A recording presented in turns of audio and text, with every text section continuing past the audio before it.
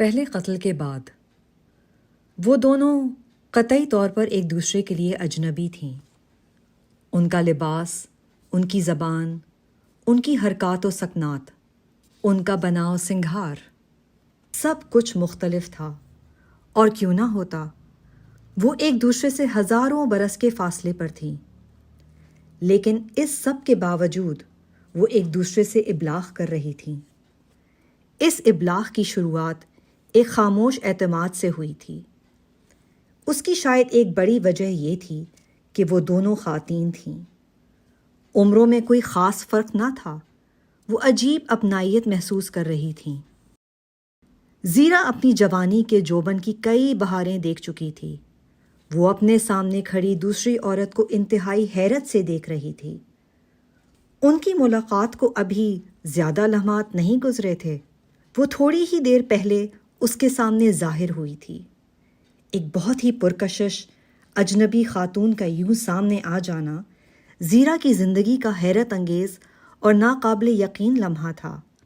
وہ بہت ہی عجیب طرح سے اس کے سامنے وارد ہوئی تھی۔ ہوا یوں کہ دن کے خاتمے کے قریب جھٹپٹے میں زیرا اپنے کمرے میں ایسے ہی بلا وجہ آ کر لیٹ گئی۔ اسے لگا کہ اس کے مخصوص ایام نزدیک ہیں۔ اسی احساس میں کسی وقت اس کے تنگ اور قدرے تاریک سے کمرے میں بنے واحد روشن دان سے ہوا کا ایک جھونکا اندر داخل ہوا۔ کم از کم زیرا کو تو ایسا ہی لگا تھا۔ وہ لکڑی کے تختوں کے بنے چارپائی نما پلنگ پر اٹھ کر بیٹھ گئی۔ وہ اب اپنے سامنے پراسرار قسم کی روشنیاں دیکھ رہی تھی۔ کچھ لمحوں کے بعد رنگین روشنیوں نے گول گول گھوم کر رقص کیا۔ زیرا کو کچھ اندازہ نہیں تھا کہ یہ ہو کیا رہا ہے۔ اسے بس یہ نظر آ رہا تھا جیسے ایک بڑی سی روشنی کی دیوار کھڑی ہو گئی ہے اور اس دیوار میں اسے ایک کھڑکی بنتی دکھائی دی۔ وہ اس سارے حیرت انگیز منظر سے اس لیے نہیں گھبرائی تھی کہ جو کچھ ہو رہا تھا وہ بہت ہی دلچسپ، خوبصورت اور آنکھوں کو خیرہ کر دینے والا تھا۔ وہ گھبرانے کے بجائے اسے دیکھنے میں محو ہو چکی تھی۔ تجسس تھا کہ اب آگے کیا ہوتا ہے۔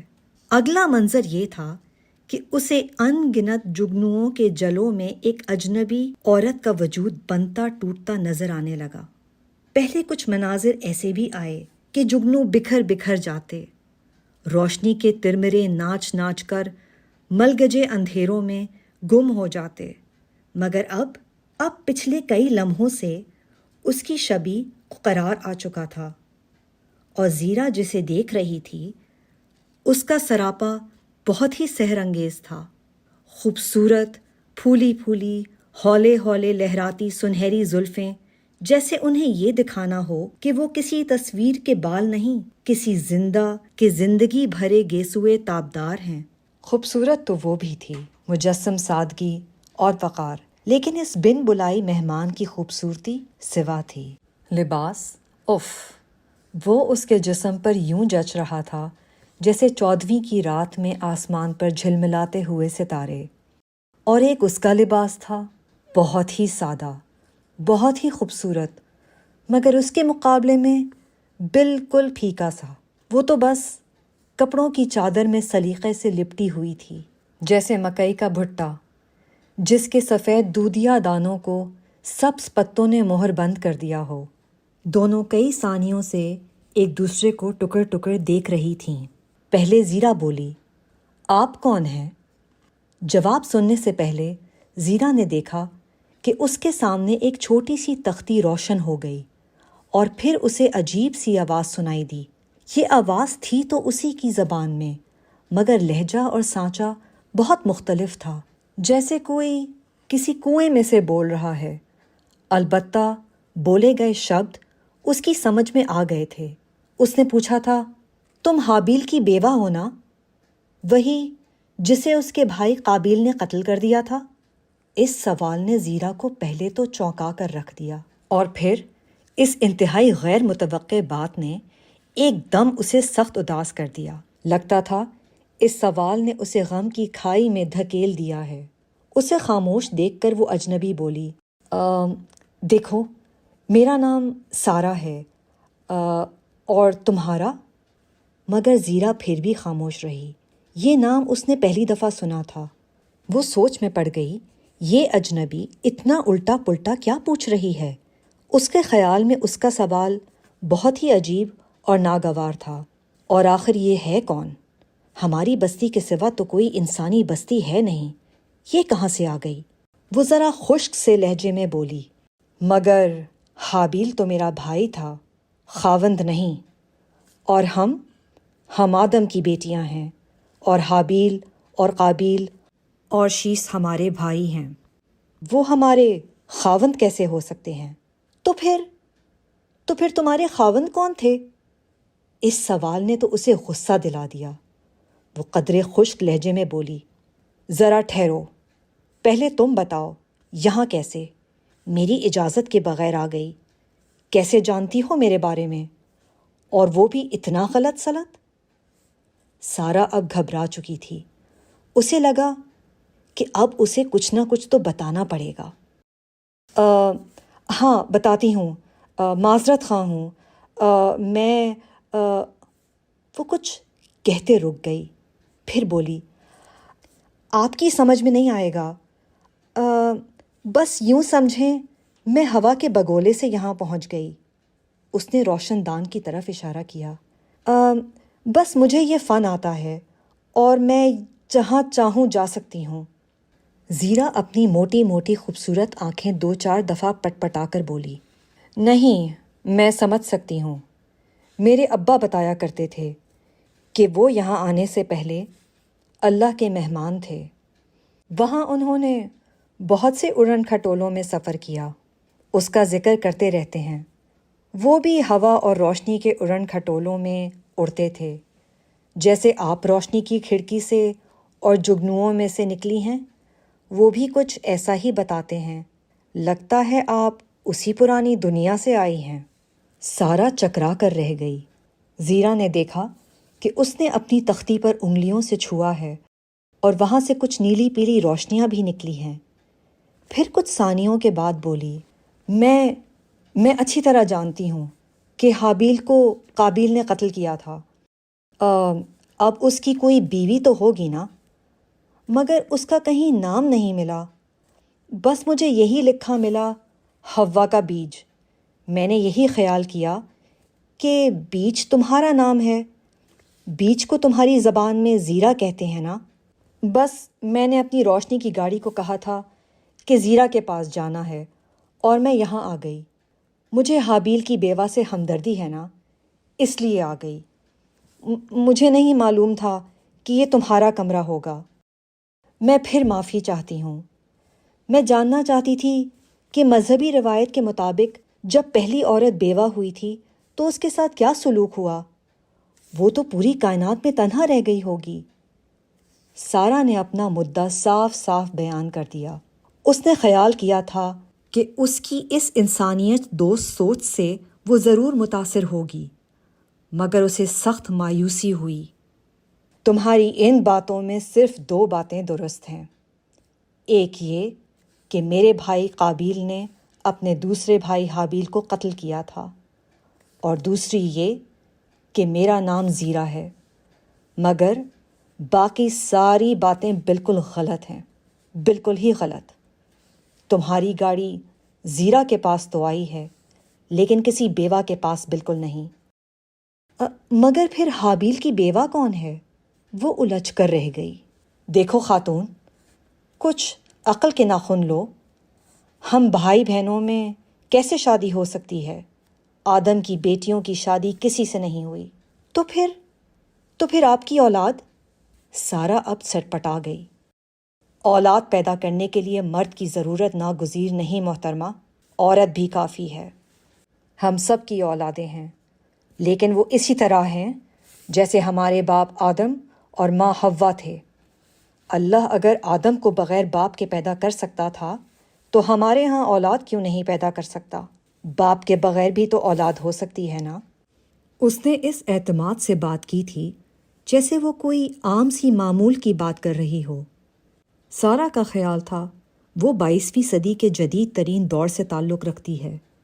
اس کے دور میں تو اب ایسا ممکن ہے کہ محض ایک اسپارک انجیکشن سے عورت حاملہ ہو جائے، مگر کیا یہ اس دور میں، آدم کے دور میں، ایک عام سی چیز تھی؟ اسے محسوس ہو رہا تھا اس کی ماضی کھوجنے کی مہم جوئی ضائع نہیں جائے گی۔ اس نے اپنی حیرت پر قابو پاتے ہوئے کہا، تو کیا تمہارے ہاں مردوں کی شادی نہیں ہوتی؟ بچے بس ایسے ہی پیدا ہو جاتے ہیں؟ وہ جب یہ سوال پوچھ رہی تھی تو اس کے ذہن میں آیا کہ جانوروں اور پودوں دونوں میں بچے جنسی عمل سے بھی پیدا ہوتے ہیں، غیر جنسی طریقے سے بھی۔ تو کیا اس دور میں انسانوں میں بھی ایسا ہوتا تھا؟ مگر پھر عورت اور مرد کی علیحدہ علیحدہ شناخت کیوں؟ کیا مرد بالکل ہی نکھٹو ہیں؟ کیا اسے اب یہ حیرت انگیز بات معلوم ہونے لگی ہے کہ یہاں کے مرد بھی بچے جنتے ہیں؟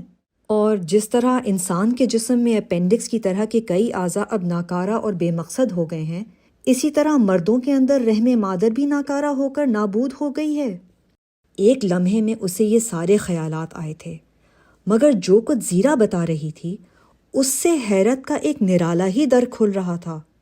میرے بھائیوں میں سے ابھی کسی کی شادی نہیں ہوئی، وہ ابھی چھوٹے ہیں نا، شادی کے قابل ہی نہیں ہوئے۔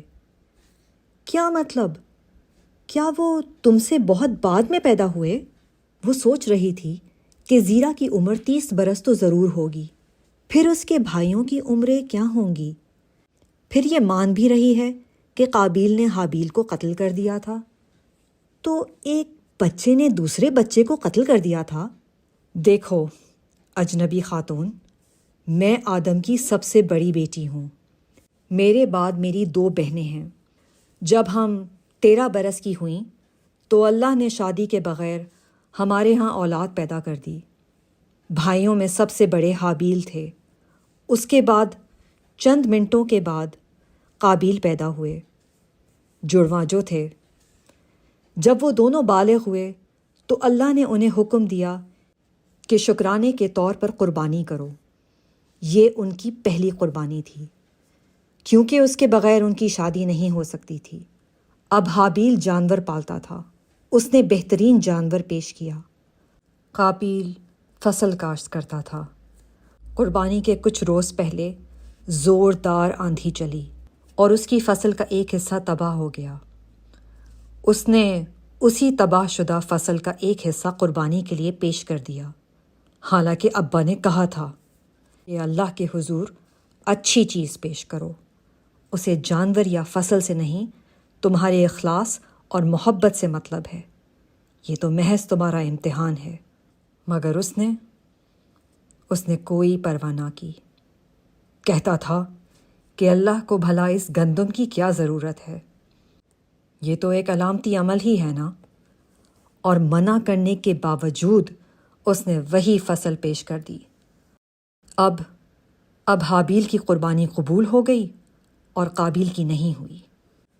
سارا نے نیا سوال داغا، مگر یہ کیسے معلوم ہوا کہ حابیل کی قربانی قبول ہوئی اور قابیل کی نہیں؟ جیسے تم روشنیوں کے سہارے سے اس بند کمرے میں پہنچ گئی ہو، ویسے ہی ہم نے خود اپنی آنکھوں سے دیکھا تھا کہ بجلی کا ایک کوندہ سا لپکا اور حابیل کا خوبصورت جانور غائب ہو گیا اور قابیل کی فصل جل کر راکھ ہو گئی۔ بس اسی سے پتہ چلا، اور پھر ابا نے ہمیں بتا بھی دیا، انہیں اللہ نے خبر دی تھی۔ وہ ہمارے باپ ہی نہیں، اللہ کے نبی بھی تو ہیں نا۔ اب تو حیرت سے سارا کی کھوپڑی درد کرنے لگی تھی۔ وہ زیرا کے خاموش ہونے پر بھی کچھ نہ بولی، مگر وہ اسے بتا رہی تھی۔ اب بھائی قابیل کہنے لگا کہ اس کی قربانی اس وجہ سے قبول نہیں ہوئی کہ حابیل نے بہترین جانور پیش کیا ہے۔ اگر وہ بھی اپنا وہ لنگڑا بیل پیش کرتا جو کچھ دن پہلے زخمی ہو کر ناکارہ ہو چکا ہے، تو اللہ اس کی گندم کا بھیگا اور خراب گٹھا قبول کر لیتا۔ اس پر وہ حابیل سے جھگڑنے لگا۔ اصل میں اسے اپنے بھائی سے حسد ہو چکا تھا۔ اسے تو اپنے آپ پر بہت فخر تھا نا کہ بھائی سے زیادہ طاقتور اور لمبا تڑنگا ہے۔ اب جب قربانی قبول ہونے پر حابیل کی واہ واہ ہونے لگی اور وہ ہم سب کی نظروں میں بھی پسندیدہ ٹھہر گیا، تو اپنی اصلاح کرنے کے بجائے وہ حابیل کے در پہ ہو گیا۔ اس نے اس سے لڑنے کی بہت کوشش کی، مگر حابیل کسی بھی طور اشتعال میں نہ آیا۔ پھر ایک دن اس نے سوتے میں اس کا قتل کر دیا اور یہاں سے بھاگ گیا، کیونکہ اسے یہی گمان تھا کہ اسے اب ضرور سزا ملے گی۔ تو کیا اس کا اب آپ سے کوئی رابطہ نہیں؟ وہ اب کہاں رہے گا؟ کس سے شادی کرے گا؟ اس کے بچے کیسے ہوں گے؟ ایک تو آپ کو ہر کسی کی شادی اور بچوں کی بہت فکر ہے، کیا اس کے علاوہ اور کوئی کام نہیں ہوتے زندگی میں؟ رہنا سہنا، کھانا پینا وغیرہ؟ اس کے بارے میں کچھ نہیں پوچھا آپ نے؟ اصل میں تو سیدھی اس کمرے میں آپ کے پاس آ پہنچی ہوں اور کچھ جانتی نہیں۔ آپ بتائیں نا کہ قابیل کی زندگی اب کیسی ہوگی؟ اس کے اصرار میں ایک عجیب بے تکلفی تھی، اس لیے زیرا بتانے لگی، آپ اگر کچھ ہماری بستی اور ارد گرد کے جنگل کی سیر دیکھ آتی تو آپ کو معلوم ہوتا کہ یہاں پر دو طرح کے انسان رہتے ہیں، ایک وہ جو ہمارے باپ آدم کی اولاد اور اس کی بیٹیوں یعنی ہماری اولاد ہیں، یہ خالص انسان ہیں، تہذیب یافتہ، ہر پہلو سے مکمل، اور ایک وہ جو کہ جنگلی یا حیوانی انسان ہیں۔ حیوانی یا جنگلی اولاد؟ جی، ہمارے والدین ہی ایسے انسان ہیں جو اچھے برے کی تمیز سیکھ چکے ہیں، پاکی اور ناپاکی کا فرق جانتے ہیں، کیا کھانا ہے اور کیا نہیں کھانا جانتے ہیں، ایک دوسرے سے بات آوازوں سے نہیں لفظوں سے کر سکتے ہیں، اور اسی لیے ہم اپنی بات لکھ سکتے ہیں، پڑھ سکتے ہیں، سمجھا سکتے ہیں، ہم خوبصورتی اور بدصورتی میں فرق کر سکتے ہیں، مگر جنگلی انسان تو بس جانوروں ہی کی طرح ہیں۔ ان کی شکل و صورت بے شک ہم سے خاصی حد تک ملتی ہے، لیکن وہ سب کچھ نہیں جانتے جو ہم جانتے ہیں، ہم محسوس کرتے ہیں۔ اور آپ نے یہ سب کچھ کہاں سے سیکھا؟ سارا کے اس سوال میں طنز صاف ظاہر ہو رہا تھا۔ اصل میں ہمارے ابا آدم بتاتے ہیں کہ انہیں یہ سب آگہی اور تعلیم اللہ نے دی، پھر انہیں ایک خاص قسم کے باغ میں رکھا۔ وہ وہاں مہمان تھے، اللہ کے مہمان تھے، اور وہ باغ اللہ ہی کا خاص باغ تھا۔ وہاں انہیں اللہ نے ساری سہولتیں دیں، پاک کھانا پینا، پہننا، لکھنا پڑھنا، سب اپنے فرشتوں کے ذریعے سے سکھایا۔ وہ ساری باتیں جو ہمیں عام حیوانی اور جنگلی انسانوں سے ممیز کرتی ہیں، اسی لیے تو ہم گھر بنا کر رہتے ہیں، پاک صاف کھاتے ہیں۔ اس طرح کا رہنا ہم نے اپنے والدین سے سیکھا ہے۔ زیرا رکی تو سارا سوچنے لگی کہ اس کا مطلب یہ ہوا کہ آدم اور حوا اپنی پیدائش کے بعد اس خاص باغ جسے ہم جنت کہتے ہیں وہاں بھیج دیے گئے، اور فرشتوں نے، یا جو بھی آپ نام دے دیں، ان کی پرورش کی، تربیت کی، سکھایا، پڑھایا، اور وہ بڑے ہوئے۔ کچھ لمحوں کی خاموشی کے بعد وہ دوبارہ گویا ہوئی۔ ابا بتاتے ہیں کہ ایک غلطی کرنے کے بعد حالات کچھ ایسے پیدا ہو گئے کہ اللہ نے کہا کہ اب تم سب کچھ سیکھ سمجھ گئے ہو، بڑے ہو گئے ہو، اور بڑوں والی حرکتیں بھی کرنے لگے ہو، اپنی مرضیاں بھی کر چکے ہو، اس لیے میری مہمانداری ختم۔ اب یہاں سے اپنی دنیا، اپنی بستی خود بناؤ اور بساؤ۔ چنانچہ وہ وہاں سے نکل گئے۔ وہ کہتے ہیں کہ ہم وہاں سے نکل تو گئے، لیکن دل وہیں اٹک چکا تھا۔ چنانچہ اس باغ کی تلاش انہوں نے بہت کی، پتہ نہیں کہاں کہاں گئے۔ جب نہ ملا تو انہیں یقین ہو گیا کہ یا تو وہ کوئی بہت سہانا خواب تھا، یا اللہ نے اسے ایسی جگہ بنایا تھا جہاں واپس جانا ان کے بس کی بات نہیں۔ شاید آنے والی نسلیں اس خاص اور شاندار باغ کو تلاش کر لیں۔ ابا اماں تو اس کی بہت کہانیاں سناتے ہیں اور ہمیں سمجھاتے ہیں کہ اللہ نے اس باغ سے نکالتے ہوئے ہمیں کہا تھا کہ اگر تم اور تمہاری اولاد نے اپنی وفاداری اور فرما برداری سے ثابت کر دیا کہ وہ اس باغ میں رہنے کے قابل ہیں، تو وہ انہیں اور ان کی اولاد یعنی ہمیں اس باغ سے بھی شاندار اور وسیع باغات رہنے کو دیں گے۔ لیکن ہم دیکھتے ہیں دوسرے جانور نما انسانوں کو اس بات کا کوئی شعور نہیں، وہ تو بس عام جانوروں ہی کی طرح رہتے ہیں۔ اسی لیے تو ہمیں فکر ہے کہ قابیل کیا کرے گا، وہ کہاں رہے گا؟ جو تعلیم ہم اپنے ابا آدم سے حاصل کرتے ہیں وہ کہاں سے حاصل کرے گا؟ بلکہ ہمیں خدشہ ہے کہ وہ کسی جنگلی حیوان عورت سے شادی نہ کر لے۔ ایسا ہو گیا تو پھر بہت عجیب و غریب انسان پیدا ہو جائیں گے، جو جانور بھی ہوں گے اور انسان بھی۔ پھر تو بہت فساد مچے گا۔ ہم تو کبھی کبھی سوچتے ہیں کہ یہ قابیل میں ضرور کوئی حیوانی بات رہ گئی تھی جو اس نے بھائی کو قتل کر دیا۔ اور اگر قابیل کے بچے ہوئے ہی حیوانی اور جنگلی عورت سے تو کیا ہوگا؟ ان کو تو وہ تمیز اور احساس بالکل بھی نہیں ہوگا جو ہمیں ہے۔ بلا شبہ زیرا کی فکر بہت اہم تھی، لیکن سارا کے ذہن میں اس سے پہلے کے حالات پر بھی سوال سر اٹھا رہے تھے۔ اس نے پوچھ ہی لیا، اچھا زیرا یہ بتاؤ کہ تمہارے دادا دادی کون تھے؟ میرے والد آدم کے کوئی باپ نہیں تھے مگر ماں تھیں۔ سارا اب اس کی ہر حیرت انگیز بات کو سمجھنے کی کوشش کرنے لگی تھی۔ حیرتوں کو سلجھانا تو اس کا پیشہ تھا، اور زیرا کی پیدا کردہ الجھنوں کی گتھیاں وہ سلجھانے کی کوشش کرنے لگی تھی۔ اسے مسیح عیسیٰ کے بارے میں الہامی کتابوں کی بات یاد آ گئی۔ اس کے ذہن میں تو معلومات کا طومار تھا۔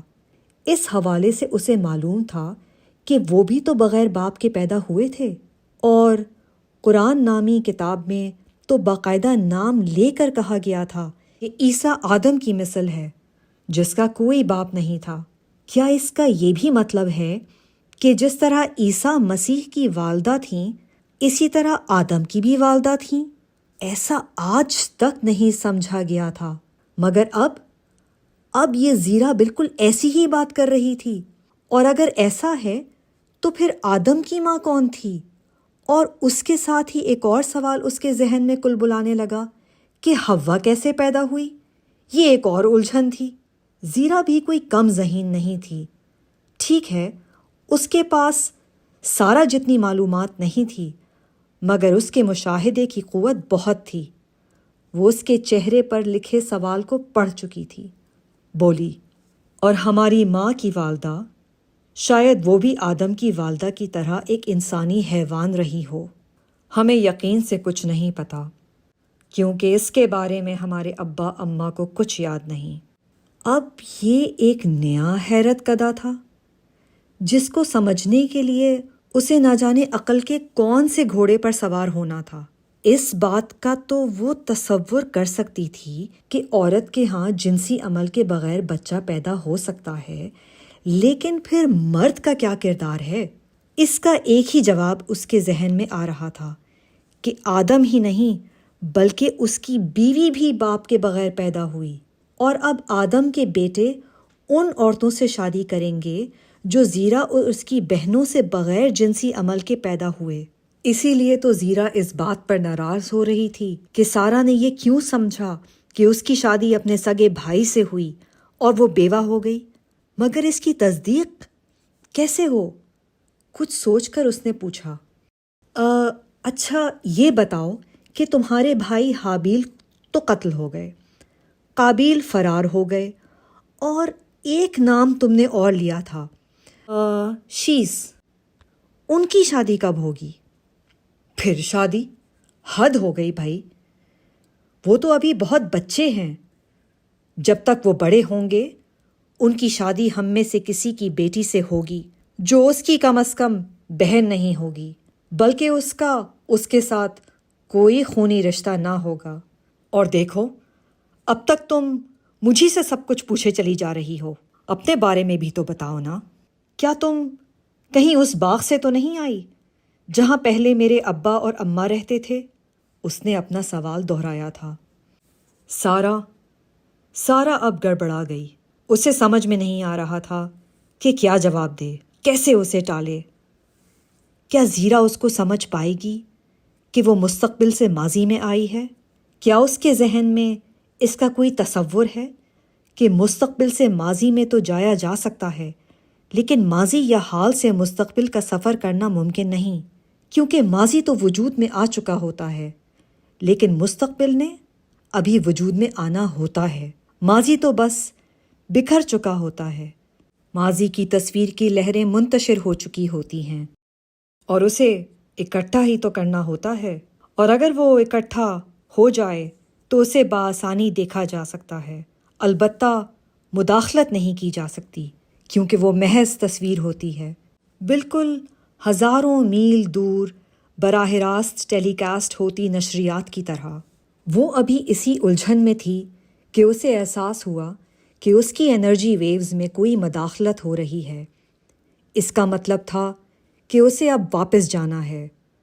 اسے اپنے سامنے روشن تختی پر کچھ لکھا ہوا نظر آیا۔ ادھر زیرا اس سے پوچھ رہی تھی، ٹھیک ہے تم نہ بتاؤ اپنے بارے میں، مگر میرا ایک کام کر دو، اگر تم میرے پاس پہنچ سکتی ہو تو قابیل کے پاس بھی تو پہنچ سکتی ہو نا۔ اسے ہمارا اور ہماری اماں کا پیغام دینا، ہم اسے اپنے والد سے معافی لے کر دے دیں گے۔ انہیں کہنا کہ اگر ابا اور اماں کو اللہ سے معافی مل سکتی ہے تو اسے کیوں نہیں مل سکتی؟ بس وہ شیطان نہ بنے، اس کی سنت پر نہ چلے، اپنے باپ کو دیکھے اور اس کی سنت پر چلے، اپنے جرم کو اللہ کی رحمت اور مغفرت سے بڑا نہ سمجھے۔ اللہ کی رحمت انسان کے ہر گناہ اور ہر جرم سے بڑی اور وسیع ہے۔ زیرا کی بات ختم ہوتے ہی ایک دم روشنی کی کھڑکی تاریک ہو گئی اور وہ غائب ہو گئی۔ زیرا سوچنے لگی کہ معلوم نہیں اس تک اس کا پیغام پہنچا یا نہیں، سارا قابیل کے پاس جائے گی یا نہیں۔